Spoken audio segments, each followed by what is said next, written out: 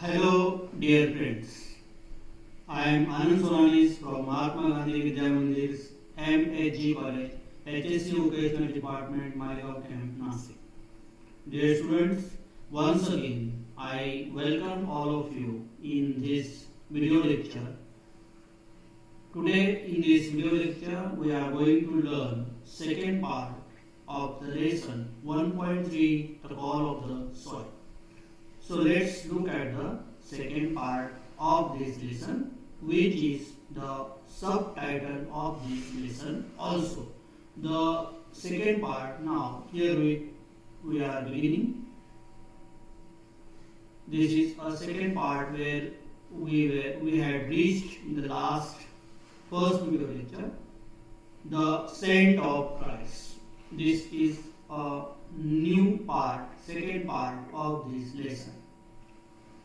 विद्यार्थी मित्रांनो, आता आपण the call of the soil या धड्याच्या दुसऱ्या भागाकडे येत आहोत आणि त्या दुसऱ्या भागाचं शीर्षक आहे द सेंट ऑफ क्राइस्ट, भाताचा सुगंध.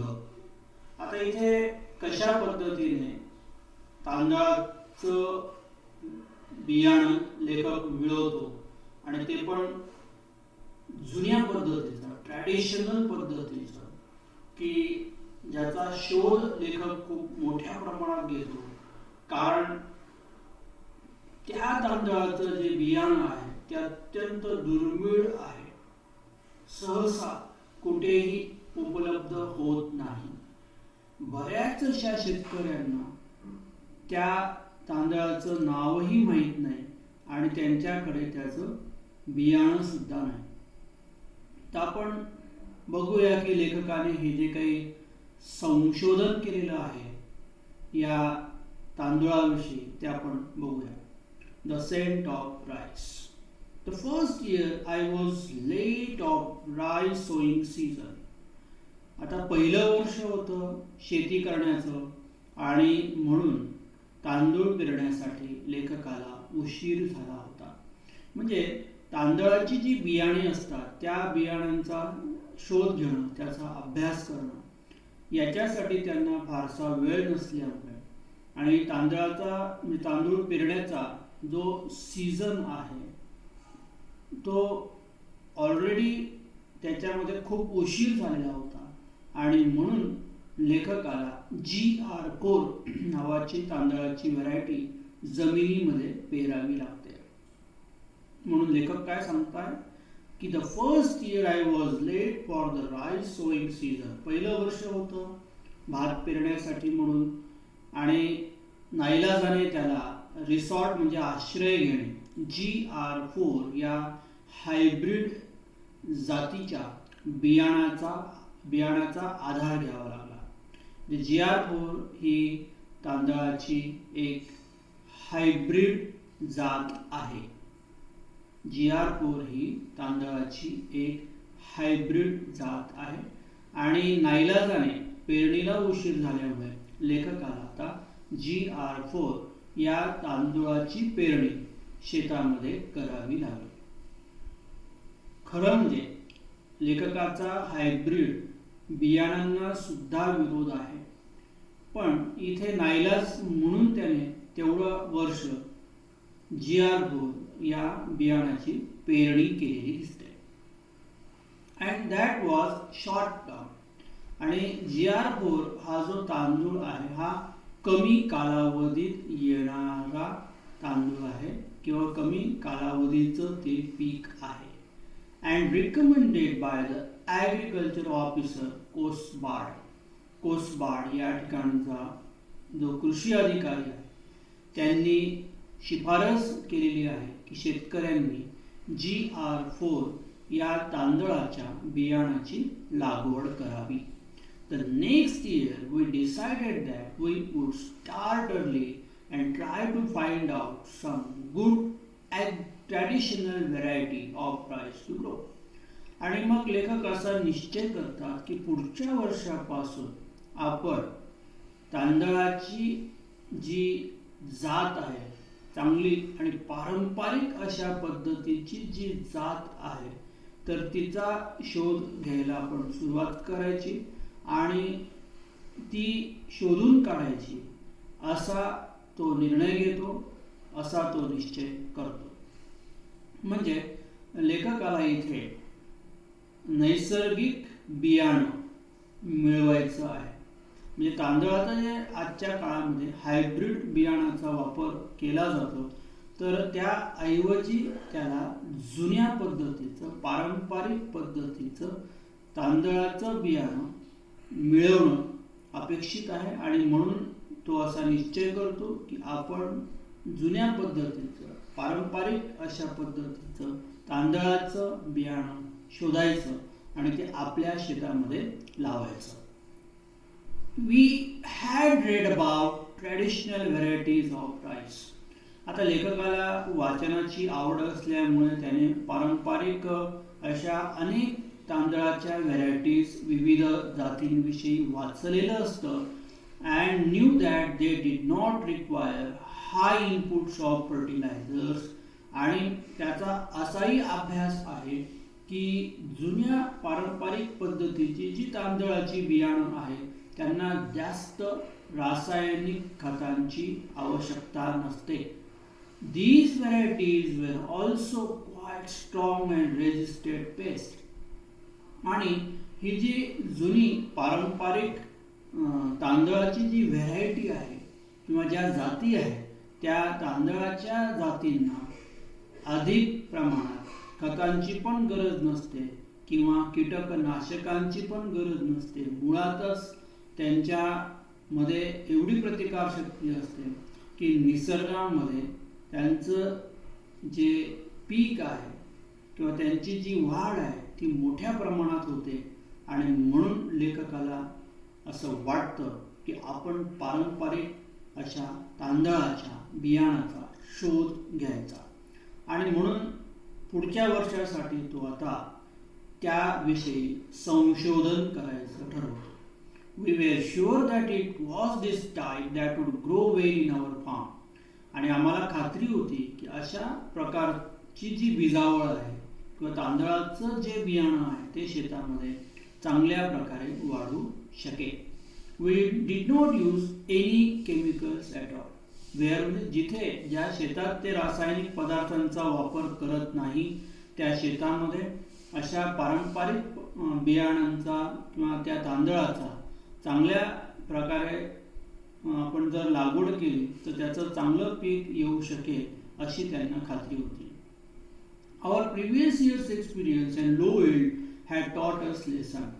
माझ्या पहिल्या प्रिव्हियस म्हणजे आधीच्या वर्षीचा जो अनुभव आहे की ज्या वर्षी त्यांना अत्यंत लो यील्ड म्हणजे कमी उत्पादन झालं, म्हणजे त्यांनी जो GR4 तांदूळ शेतामध्ये पेरला जो हायब्रिड पद्धतीचा होता आणि जो त्यांनी कुठल्याही केमिकल्स, पेस्टिसाइड्सचा वापर न करता पेरलेला होता, पण त्याच्यामध्ये त्यांच्या उत्पादनामध्ये घट झाली.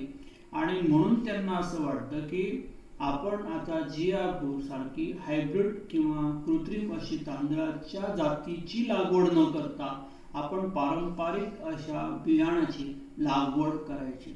आणि म्हणून ते म्हणतात की आम्ही एक धडा शिकलो की हायब्रिड बियाणांमुळे उत्पादनही कमी येतं, जमिनीची क्वालिटी पण खराब होते आणि ते नैसर्गिक नसल्यामुळे माणसाच्या आरोग्याला धोकेदायकही आहे. आणि म्हणून त्याने जुन्या पद्धतीच्या तांदळाचा शोध घ्यायचं ठरवलं. We were sure that we would not plant hybrids this year. आणि त्यांनी खात्रीपूर्वक असा निश्चय केला किंवा ते खात्रीपूर्वक असं सांगतात की आपण आता या वर्षीपासून कुठलंही हायब्रिड बियाणं पेरायचं नाही, जे नैसर्गिक असेल ते मिळवायचं आणि तेच आपण आपल्या शेतामध्ये लावायचं, त्याची लागवड करायची असा जणू त्याने मनोनिश्चय केलेला होता. आता इथे आपल्याला मी परत एकदा त्या म्हणीची आठवण करून देतो की where there is a will there is a way. इच्छा तिथे मार्ग. आणि मग कुठलीही जी दुर्मिळ गोष्ट जी सहज उपलब्ध होत नाही आणि ती मिळवण्यासाठी लेखकाने खूप खटाटोप केला आणि खूप शोध घेतला आणि तो त्यात कसा यशस्वी होतो त्याचा संपूर्ण प्रवास आपल्याला इथून पुढच्या धड्यात दिसतो. In April 2005, we started to look for a good variety of traditional rice. April 2005 पासून आम्ही तांदळाच्या चांगल्या पारंपरिक अशा जातीचा शोध घ्यायला सुरुवात केली. A good variety of traditional rice. It was one of our neighbors in the village, a businessman from Mumbai who owned land, who suggested that we plant a local center. आणि त्यांचा जो शेजारी होता त्या गावातला, म्हणजे तो शेजारी की जो मुंबईमध्ये एक बिझनेसमन आहे, त्याची त्या गावामध्ये स्वतःच्या मालकीची जमीन आहे, तर त्याने आम्हाला असा सल्ला दिला, असं सुचवलं की that we plant a local centre. आम्ही स्थानिक जातीचा, स्थानिक व्हेरायटीचा तांदूळ हा शेतीमध्ये पेरावा, त्याची लागवड करावी, असा त्याने सल्ला दिला. म्हणजे इथे local scented variety of rice. आता local scented variety of rice म्हणजे की जे बियाणं नैसर्गिक पद्धतीने तयार केलेलं असतं, अशा बियाणाची आम्ही शेतामध्ये लागवड करावी आणि त्याचा आम्ही शोध घ्यावा, असा सल्ला, सूचना त्या बिझनेसमॅन असलेल्या शेजाऱ्याने केली. मग आता ते त्या पारंपरिक अशा तांदळाच्या बियाणाचा शोध सुरू करतात. Most of the farmers in and around the village of Peth had switched over to hybrids. आता वास्तविक वस्तुस्थिती अशी आहे की ज्या पेठ नावाच्या खेडेगावामधील बहुतांशी जे शेतकरी आहेत ते हायब्रिड पद्धतीचं बियाणं, म्हणजे भाताचं हायब्रिड पद्धतीचं बियाणं शेतामध्ये पेरतात. म्हणजे त्यांच्यापैकी बहुतांशी शेतकरी हे पारंपरिक जातीच्या तांदळाशी किंवा त्या तांदळाच्या बियाणाशी अपरिचित आहे, अनभिज्ञ आहे. म्हणजे त्यांना तांदळाची पारंपरिक व्हरायटी कोणती किंवा ती काय आहे हे त्यांना काहीच माहीत नाही. आणि त्याच्यामुळे त्या पेठ गावामध्ये त्यांनी सर्व गावात हिंडून त्या गावातल्या शेतकऱ्यांशी चर्चा करून त्यांना विचारलं की तुमच्याकडे पारंपरिक पद्धतीच्या तांदळाचं बियाणं आहे का.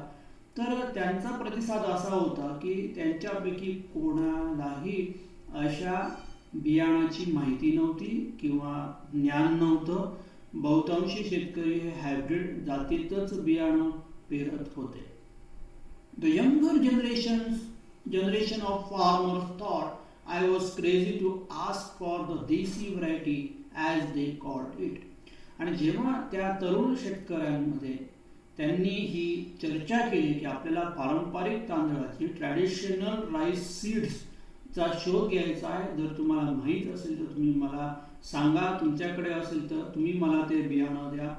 आणि असं जेव्हा ते शेतकऱ्यांना सांगतात तेव्हा त्या गावातले जे तरुण शेतकरी आहेत ते त्यांना वेड्यात काढतात. त्यांना असं वाटतं की देसी व्हेरायटी पेरण्याचा जो निर्णय आहे हा मूर्खपणाचा आहे असं त्या लोकांना वाटतं.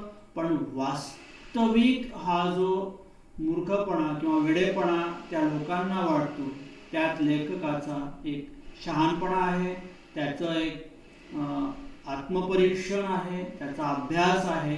आणि म्हणून तो जणू त्या बियाणाचा जो काही शोध घेतो आहे हा लोकांच्या दृष्टीने वेडेपणा असला, मूर्खपणा असला तरी लेखकाची जी तळमळ आहे किंवा त्याचा जो विचार आहे हा खूप वेगळा आहे. आणि हे समजून घेण्यासाठी किंवा याची जाणीव होण्यासाठी शेतकऱ्यांना बराच वेळ लागतो.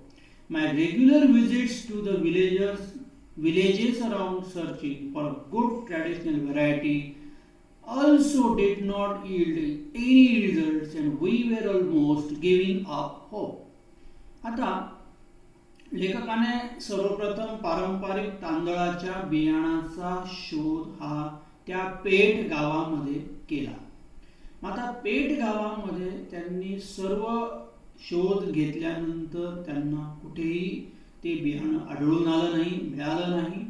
मग त्यांनी सभोवतालचे जेवढे पण खेडेगाव आहेत, my regular visits to the villages, म्हणजे त्या गावाच्या सभोवताली जेवढे पण खेडेगाव होते त्या खेडेगावांना भेट देऊन त्यांनी त्या पारंपरिक बियाणांचा शोध घेतला. Searching for a good traditional variety also did not yield any effect. पण तरी सुद्धा त्याचा कुठलाही परिणाम लेखकाला मिळाला नाही. And we were almost giving up hope. आणि लेखकाची आशा मावळत चालली होती. म्हणजे इथे लेखकाला जी व्हरायटी अपेक्षित होती ती व्हरायटी शोधण्यासाठी त्यांनी पेठ या गावामध्ये प्रयत्न केला. त्यानंतर त्यांनी सभोवतालच्या गावांमध्ये जाऊन त्या बियाणाचा शोध घेण्याचा प्रयत्न केला. पण तरी सुद्धा त्यांना अपयश आलं आणि म्हणून त्यांना वाटलं की आता आपल्याला हे बियाणं काही उपलब्ध होणार नाही आणि आपल्याला पारंपरिक ऐवजी हायब्रिड पद्धतीचं बियाणं शेतात पेरावं लागतं की काय. आणि मग या तणावामध्ये, टेन्शनमध्ये लेखक होते.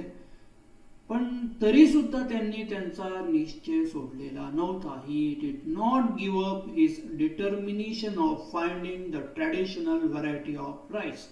So he continued his search. He also tried the government department of agriculture also. So let's look at the further part of this lesson. I decided to give it one last try. आणि आशा न सोडता त्यांनी एक शेवटचा प्रयत्न करण्याचं ठरवलं. and spoke to Baban's father and some other elders. आता तांदळाच्या पारंपरिक बियाणाची जी माहिती किंवा ज्ञान आहे ते त्या गावातले जे बुजुर्ग मंडळी आहेत, एल्डर्स, तर त्यांना ते निश्चित माहीत असेल आणि म्हणून त्यांनी बबनच्या वडिलांशी आणि इतर गावातली जी काही वृद्ध मंडळी आहेत, जी अनुभवी आहेत, तर त्यांना त्याची विचारणा केली. म्हणजे त्यांच्याकडनं त्यांनी माहिती काढण्याचा, मिळवण्याचा प्रयत्न केला की त्यांना याच्याविषयी काही माहीत आहे का, आणि म्हणून ते त्यांच्याशी चर्चा करतात. मग बबनच्या वडिलांशी चर्चा केल्यानंतर after many meaningful conversations they mention the name of कसबाही. त्यांनी खूप कॉन्व्हर्सेशन, खूप संभाषण झालं आणि त्यांच्या संभाषणातनं एक तांदळाची नवीन पारंपरिक जुन्या पद्धतीची जी जात आहे, व्हरायटी आहे, ती त्यांना कळाली आणि तिचं नाव माहिती झालं. आणि त्या व्हरायटीचं नाव आहे कसबाई, म्हणजे old traditional rice. And the name of that old traditional rice is Kasbai. आणि कसबाई या तांदळाचं बियाणं आता कुठे मिळेल याच्यासाठी लेखक झपाटल्यासारखा आजूबाजूच्या गावांमध्ये जाऊन, वेगवेगळ्या पाड्यांवर जाऊन, वेगवेगळ्या ठिकाणी जाऊन ते शोध घेतात. आता बघूया की लेखकाला कसबाई हा तांदूळ मिळतो का, किंवा त्याचं जे बीजावळ आहे, बीज आहे, ते मिळतं का, तर त्याविषयी ते आता पुढे शोध घेत आहे. आता या पॅराग्राफमध्ये आपल्याला सांगितलेलं आहे की व्हॉट इज कसबाई. कसबाई हा तांदूळ काय आहे, तर त्यांनी म्हटलंय की Kasbai is a traditional long grain rice variety which has a distinctive aroma though much milder than basmati. म्हणजे कसबाई हा पारंपरिक लांबट आकाराचा तांदूळ आहे की ज्याचा सुगंध हा दूरपर्यंत पसरतो. पण त्याचा सुगंध हा बासमती तांदळापेक्षा जरी माइल्डर, सौम्य असला तरी तो मनाला भावणारा, आकर्षित करणारा आणि कोणालाही वाटेल की आपण त्या तांदळाची, त्या भाताची चव चाखावी, म्हणजे अशा प्रकारचा ॲल्युरिंग, मोहक, आकर्षक अशा प्रकारचा तो तांदूळ आहे. It's long duration crop. आणि आणखीन ह्या तांदळाचं वैशिष्ट्य काय की it is a long duration crop. हे दीर्घ कालावधीचं पीक आहे. आता इथे बघा आपल्याला तुलना विचारली जाऊ शकते की traditional rice and hybrid rice. आता हायब्रिड राईसमध्ये शॉर्ट टर्म क्रॉप आहे, म्हणजे ते कमी कालावधीत येणारं पीक आहे. तर कसबाई हे ट्रॅडिशनल व्हरायटीमध्ये मोडणारं पीक असल्यामुळे ते लॉंग ड्युरेशन क्रॉप आहे, म्हणजे ते येण्यासाठी दीर्घ कालावधी लागतो. And most of the older people remembered growing it years ago. आणि त्या गावातले जेवढे पण ओल्डर बुजुर्ग लोक आहेत त्यांना आठवतं की अशा प्रकारचं म्हणजे कसबाई या जातीचं भाताचं बियाणं त्या गावामध्ये खूप वर्षांपूर्वी लावलं जात होतं. त्या भाताचं पीक त्या गावामध्ये घेतलं जात होतं. बट दे ऑल शुक देअर हेड्स. पण त्यांनी आपल्या माना हलवल्यात. म्हणजे काय की त्या भाताचं बियाणं आज कोणाकडेही नाही. when I asked them about the seeds and told me that it had disappeared म्हणजे अदृश्य होणे, नाहीसं होणे. म्हणजे कसबाई अशा प्रकारचा जो तांदूळ होता, तांदळाचं जे बियाणं होतं, तर ते त्यांच्याकडे उपलब्ध नाही. म्हणजे आता ती तांदळाची जी जात आहे ती जवळजवळ नामशेष पण झालेली आहे. आणि त्याचं जे बीजावळ आहे किंवा त्याचं जे बीज आहे ते कुठे उपलब्ध सुद्धा होत नाही, असं त्या गावातल्या बुजुर्ग किंवा वृद्ध मंडळींचं म्हणणं आहे. पण तरी सुद्धा बघा लेखकाचा मनोनिश्चय हा इतका पक्का आहे. म्हणजे काहीही झालं, कितीही आव्हानं समोर आले, कितीही अडचणी समोर आल्या, तरी त्यांना तोंड देत जणू त्याने असं ठरवलंच होतं की आपण आता या बियाणाचा शोध घ्यायचा आणि कुठेतरी आपल्याला ते सापडेलच. म्हणजे असा एक आत्मविश्वास पण लेखकाला होता. म्हणजे शेवटपर्यंत त्याने हिंमत तो हारला नाही, त्याने आशा सोडली नाही की आपण आता हा तांदूळ कुठे मिळणार नाही, कोणाकडे नाही, आणि म्हणून आता आपण आपला विचार सोडून द्यायचा, असं कुठलाही किंतु परंतु मनात न बाळगता तो त्या तांदळाचा शोध घेत राहिला. The tales of Kasbai made us more determined to get it. आणि ज्या कथा त्यांनी त्या वृद्ध मंडळींकडनं ऐकल्या, त्या कसबाई तांदूळाला, त्या तांदळाचं बीज मिळवण्याचा जणू लेखकाने डिटरमाइन म्हणजे निश्चय केला होता. We decided that if we did manage to get some seeds, that would be a great rice to grow.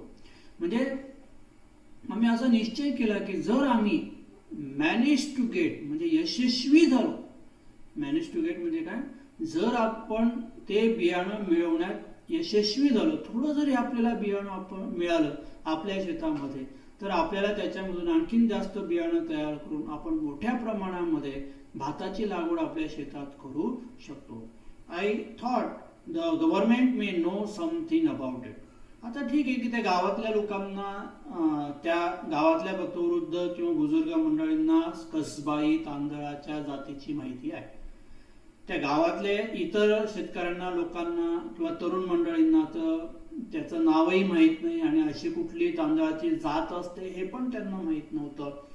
आणि म्हणून त्या लेखकाने असं ठरवलं की आता आपण काय करायचं, तर गव्हर्नमेंटच्या कार्यालयात जायचं. म्हणजे कृषी खातं जे, कृषी खात्याचे जेवढे पण ऑफिसेस आहेत त्यांच्याकडे जाऊन आपण त्यांना ते विचारणा करावी. आणि म्हणून ते म्हणतात, I thought the government know something about it. मला असं वाटतं की सरकारला याविषयी माहीत असेल. A visit to the agriculture officer was enlightening.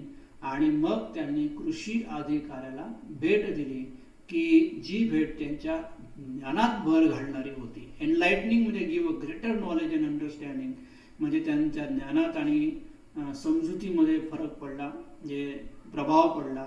He had not even heard of this great rice variety. आता जेव्हा त्यांनी त्या कृषी अधिकाऱ्याला विचारलं तेव्हा त्याने सुद्धा अशा कुठल्या व्हरायटीचा तांदूळ असतो हे ऐकलेलं नसतं. He had not heard. He said the villagers were taking me for a ride and there was no rice by the name.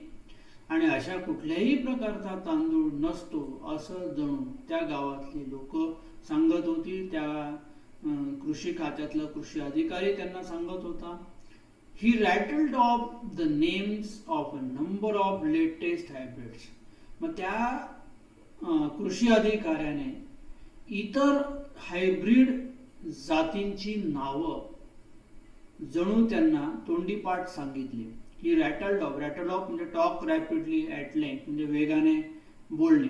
आणि त्यांनी काय सांगितलं म्हणजे त्या कृषी अधिकाऱ्याने लेखकाचं असं मन वळवायचा प्रयत्न केला की कसबाई हा तांदूळ दुर्मिळ असेल किंवा त्याविषयी त्याने ऐकलेलं नव्हतं, पण त्याच्या ऐवजी इतर अनेक तांदळाच्या हायब्रिड व्हरायटीज आहेत. आपण त्याच्यापैकी कुठली तरी एक तांदळाची व्हरायटी किंवा ती जात आपण शेतामध्ये पेरावी, तिची लागवड करावी. म्हणजे जणू त्यांना तो कन्व्हिन्स करत होता, त्यांचं मन वळवत होता की तुम्ही कसबाई नावाच्या तांदळाचा शोध घेणं सोडून द्या आणि त्याच्याऐवजी कुठल्या चांगल्या एका हायब्रिड व्हरायटीची आपल्या शेतामध्ये पेरणी करा.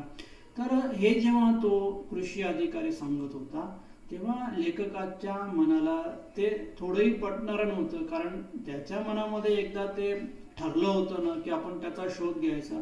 आणि म्हणून जणू त्या हायब्रिड व्हरायटीकडे त्याने दुर्लक्ष केलं. Even offer to give me some of them free of cost for a trial. आता ट्रायल म्हणून त्या कृषी अधिकाऱ्याने सांगितलं की तुम्ही हे बियाणं घेऊन जा. म्हणजे त्यांनी हायब्रिड पद्धतीचं बियाणं विनामूल्य लेखकाला देण्याविषयी म्हणजे ऑफर दिली किंवा लेखकाला त्याने देऊ केलं की तुम्ही ही व्हरायटी घेऊन जा फ्री ऑफ कॉस्ट आणि आपल्या शेतामध्ये पेरून बघा वगैरे. तर ही सगळी चर्चा त्या कृषी अधिकाऱ्याशी झाल्यानंतर लेखकाचं मन मात्र त्या कसबाई तांदूळाकडेच असल्यामुळे तो त्या कृषी अधिकाऱ्याचं म्हणणं नाकारतो. Cursing himself for wasting time. लेखक स्वतःला मनामध्ये कोसतोय की आपण विनाकारण आपला वेळ वाया घालवला with him. And I moved on to the next destination